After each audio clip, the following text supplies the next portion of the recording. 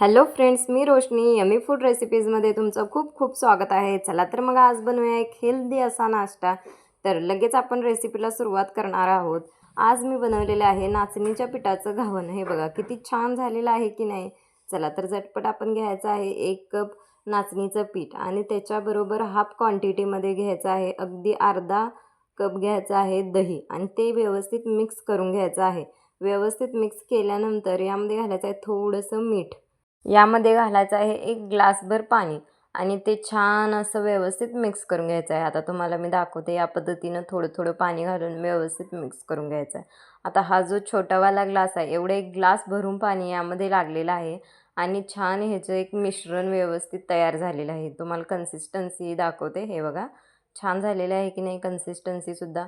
चला तर आता आपण झटपट आपलं घेवण आहे ते करायला सुरुवात करू. सगळ्यात अगोदर घ्यायचं आहे पॅन, त्याला लावून घ्यायचं आहे तेल आणि व्यवस्थित छान गरम झालेलं असेल पॅन त्यावेळेस सोडायचं आहे आपलं घावणं. हे बघा अगदी या पद्धतीनं एक छान असा चमचा घ्यायचा किंवा एक वाटी घ्यायची आणि अगदी या पद्धतीनं सगळीकडनं पसरवत असं घावण सोडायचं आणि मस्त असं आपलं घावणं तयार होतं.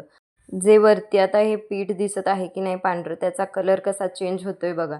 कलर चेंज झाला की वरती थोडंसं ही अगदी छान असं भाजलेलं असतं. मग काय करायचं, थोडंसं तेल लावायचं आणि या पद्धतीनं सर्व बाजूंनी एकदा घावणं व्यवस्थित काढून घ्यायचं आणि परतवून घ्यायचं. चला तर आता तुम्हाला मी दाखवते. छान असं आपलं घावणं तयार झालेलं आहे. दोन्ही बाजूंनी व्यवस्थित छान भाजलेलं सुद्धा आहे.